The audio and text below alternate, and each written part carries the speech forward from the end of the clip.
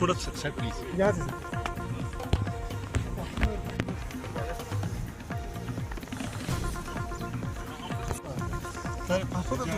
Phone पण बोलू mobile हो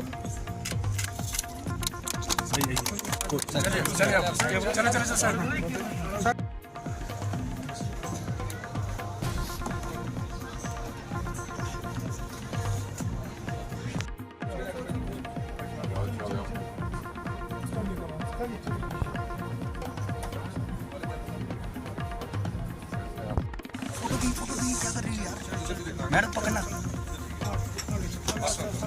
वो यार की करते नहीं सर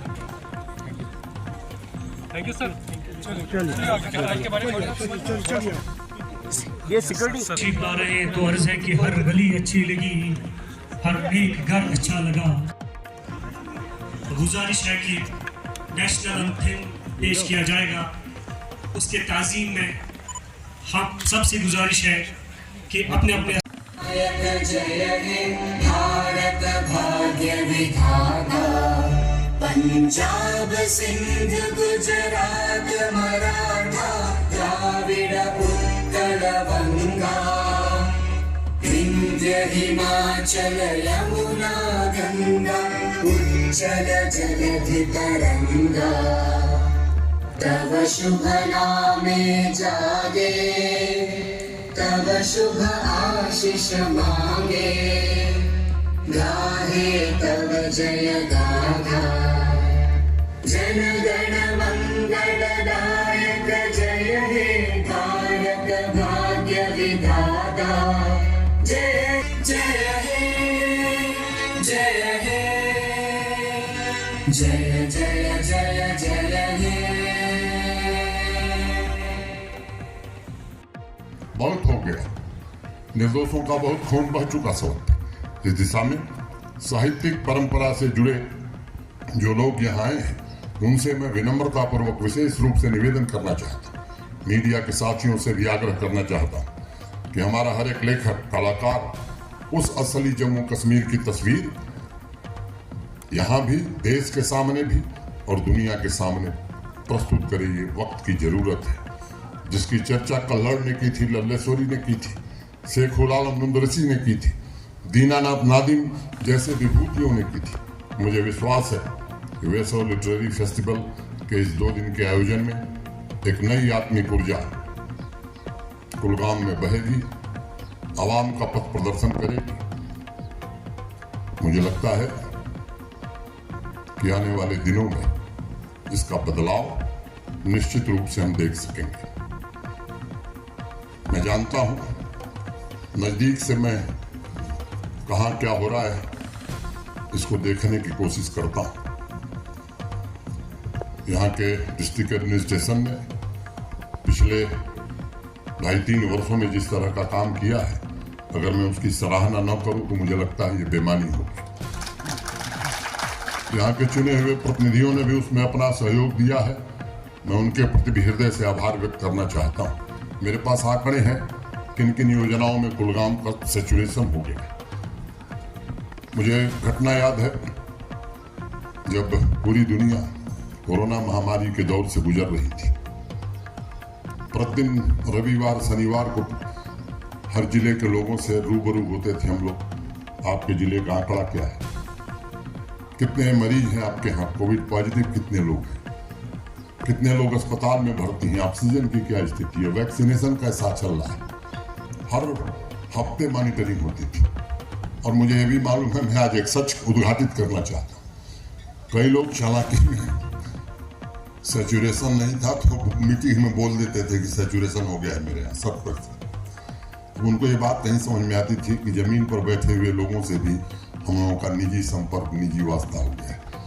उस समय एक अधिकारी मैंने देखा डीसी कुलगाम, जिसने कभी भी आंकड़े में कोई हेराफेरी नहीं की। आज मैं बात से उद्घाटित करना चाहता हूँ, वैसे मुझे नहीं करना चाहिए था क्योंकि यहाँ उपस्थित है। ये बात मैंने अपने चीफ सेक्रेटरी को शेयर की है, अनेक लोगों के साथ मैंने शेयर की। मैं समझता हूँ कि जब अच्छा काम करने नीयत अच्छी होती है तो काम भी अच्छी होता है। एक बात और मैं जोड़ना चाहता हूँ, जो हमारा बजट रहा है पिछले 3 वर्षों में, उसमें व्यापक बढ़ोतरी हुई एग्रीकल्चर और एलाइड सेक्टर। बजट के अलावा 5013 करोड़ रुपए एग्रीकल्चर और एलाइड सेक्टर को हम लोग आने वाले 4 वर्षों में देने वाले हैं। इस साल का बजट तो हमने दे दिया है। 29 इंटरवेंशन 29 प्रोजेक्ट प्रपोज किया है एपेक्स कमेटी ने, और 29 प्रोजेक्ट्स साइलोज में नहीं बनी है। जिस बात का आप सके इसकी भी योजना बनाई गई। आप सब जानते हैं फॉडर डेफिसिट है हमारे यहाँ जम्मू कश्मीर में, जितनी जरूरत है 40% फॉडर ही 1100 करोड़ रुपए का हर साल।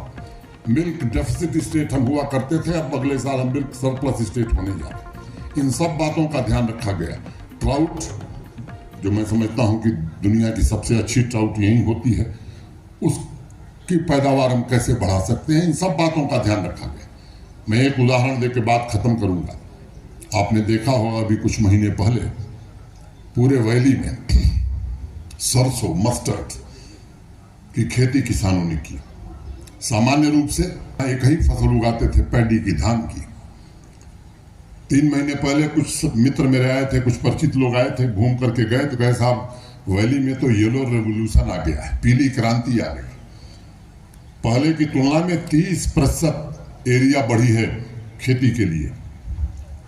अब कई लोगों को लगता है कि साहब ये सरसों की पैदावार हो गई, क्या होगा इससे? बहुत होगा तो सरसों का तेल तो बनेगा ही, जिससे खाना पकाएंगे, उसका उपयोग करेंगे। आप सब जानते हैं कि लगभग 37-38% ही ऑयल निकलता है मस्टर्ड से, और 62% ऑयल केक, हिंदी में हमारे इलाके में उसे खली कहा जाता है, ऑयल केक बनेगा। और वो ऑयल केक हमारे फॉडर डेफिसिट को कम करेगा। और तीसरा बड़ा लाभ मैं बताता हूँ, गत वर्षों की तुलना में इस वर्ष इस मस्टर्ड की पैदावार के कारण 35 दिन पहले मधुमक्खियां कश्मीर वैली में आ गई, जो हनी और बी कीपिंग का काम करते हैं। अगले वित्तीय वर्ष में उनको इतना लाभ मिलने वाला है जिसका अनुमान लोगों ने नहीं किया। तो जो चिंता आपने जताई का जिक्र हुआ, योजनाओं में तेजी लाने का जिक्र किया आपने, मैं सहमत हूं। एक तो यहाँ की प्राकृतिक स्थिति ऐसी है, स्नोफॉल के कारण भी प्रोजेक्ट्स में देरी होती है। कुछ दिमाग में पहले से बैठा हुआ है कि प्रोजेक्ट शुरू हुई है तो कब पूरा होगी। ये पुरानी लीगेसी रही है, इस लीगेसी को तोड़ने में काफी हद तक सफलता मिली है। मैं 2020 आज ही की तारीख 7 अगस्त 2020 को यहाँ आया था। उसके पिछले साल 2018-19 में 67,000 करोड़ रुपए खर्च करके जम्मू कश्मीर के यूटी कैपेक्स में 9,229 प्रोजेक्ट पूरे हुए थे। समृद्ध जम्मू कश्मीर बनाएगा, यही समृद्ध भारत बनाएगा। फिर से जम्मू कश्मीर का वो गौरव हासिल कराने में इसका सबसे बड़ा योगदान होगा। बहुत बहुत धन्यवाद। नमस्कार, जय हिंद।